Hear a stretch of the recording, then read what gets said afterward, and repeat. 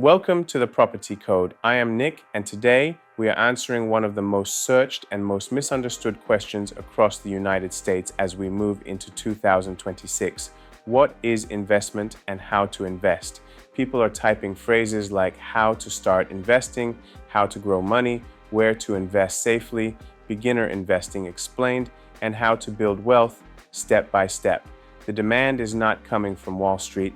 It is coming from ordinary people who feel the pressure of inflation, uncertainty around jobs, rising living costs, and a deep realization that saving alone is no longer enough. Let me bring this to life through someone you will recognize in yourself. His name is Marcus. He is 33, lives in Denver, and works in customer success for a tech company. Marcus is not reckless with money. He pays his bills on time. He avoids bad debt. He keeps a small emergency fund, but every year he feels stuck. His savings account grows slowly. Rent increases faster. Groceries cost more. Retirement feels abstract. For a long time, he believed investing was something rich people did and everyone else watched from the sidelines. That belief changed when he looked at his bank statement and asked a simple question. If money loses value every year, why am I letting mine sit still? That moment is where real investing begins. Not with stocks, not with crypto, not with real estate. It begins with awareness. Marcus learned that investment is not a product. It is a decision. Investment is the act of taking resources today and placing them into something that has the potential to grow tomorrow. That resource might be money, it might be time, it might be skill. The purpose is the same, to build assets that work when you are not. In 2026, the landscape of investing is wider than ever, but the principles are unchanged. Every investment falls into one of three categories. You either lend money, you own part of something, or you build something. Bonds represent lending, stocks represent ownership, businesses and real estate represent building. Once Marcus understood this, the noise faded. Investing was no longer confusing. It became structural. He started by understanding his own financial foundation. Investing without stability is gambling. Marcus built an emergency buffer. He eliminated high-interest debt. He clarified his monthly surplus. This is not motivational advice. It is structural. Without stability, every investment decision becomes emotional, and emotional investing destroys capital. His first investment was not exciting. It was automated contributions into a low-cost index fund. He chose this because it represented ownership of thousands of companies rather than betting on one. He did not try to time the market. He did not chase trends. He invested consistently. That discipline created momentum. But Marcus did not stop there. He became curious about leverage and income. That curiosity led him to real estate, not immediately buying property, but understanding the model. He learned that real estate investing is powerful because it combines ownership, leverage, tax efficiency, and cash flow. A rental property does not just grow in value, it pays you while you wait. That changed how he thought about wealth.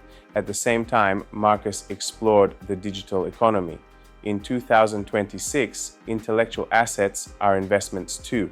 Skills, audiences, and distribution have become income-producing assets. He started a small educational blog about customer experience. It did not make money at first, but over time it attracted attention. That attention became consulting leads. His time turned into an asset. That is investing. What Marcus realized is that investing is not about picking the perfect asset. It is about building a portfolio of assets that behave differently. Stocks provide growth, real estate provides income, skills provide opportunity, cash provides flexibility. When one slows, another supports you. That balance creates resilience. He also learned the importance of risk. Every investment carries risk. The goal is not to avoid risk. The goal is to understand it. Risk comes from ignorance, overconfidence, lack of diversification, and emotional decision-making.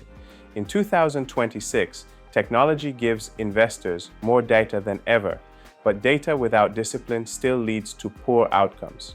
Marcus created rules for himself. He never invested money he needed short-term. He never chased hype. He never invested in something he could not explain in simple language. The market environment heading into 2026 reinforces these lessons. Interest rates remain higher than the free money era. Markets move faster due to algorithms. Social media accelerates misinformation. At the same time, access to investing tools has never been greater. Fractional investing, automated portfolios, real estate platforms, AI-driven financial analysis. The opportunity is real, but so is the noise. Marcus nearly fell into one trap. A viral investment trend promised massive returns with minimal effort. The story was compelling. The screenshots looked impressive. Instead of jumping in, he applied his filter. Does this represent ownership, lending, or building? What creates the value? What are the risks? Who benefits most? When he answered honestly, he walked away. That decision protected his capital more than any winning trade could have grown it. Over time, something shifted. Marcus stopped thinking like a consumer of financial products and started thinking like an allocator of capital. Every dollar became a worker. Some workers were conservative, some were aggressive, some were experimental, but all were intentional. That is the difference between someone who saves and someone who invests. A saver stores value. An investor deploys value. A saver protects. An investor builds. Both are important, but only one creates independence. The question, what is investment and how to invest, is ultimately not about tactics. It is about identity. When you see yourself as an investor, your behavior changes. You ask better questions. You delay gratification. You prioritize assets over appearance. You think in decades instead of weeks. Marcus is not a millionaire, not yet, but he now owns assets. He understands systems. He has momentum. His financial life is no longer accidental. It is engineered. And that is what investing actually is. Engineering your future using the tools available today. If you are listening and feeling behind, understand this. Investing is not about catching up. It is about starting. The most powerful advantage is not timing. It is consistency. Small disciplined actions, repeated for years, outperform dramatic actions taken rarely. In 2026, the people who win financially will not be the ones who guessed correctly. They will be the ones who built systems. Automatic investing, continuous learning, long-term thinking, emotional control. That is the real portfolio. Investment is not a trick. It is a practice. And like any practice, mastery comes from repetition. Start small, stay consistent, think long. That is how ordinary people quietly build extraordinary outcomes.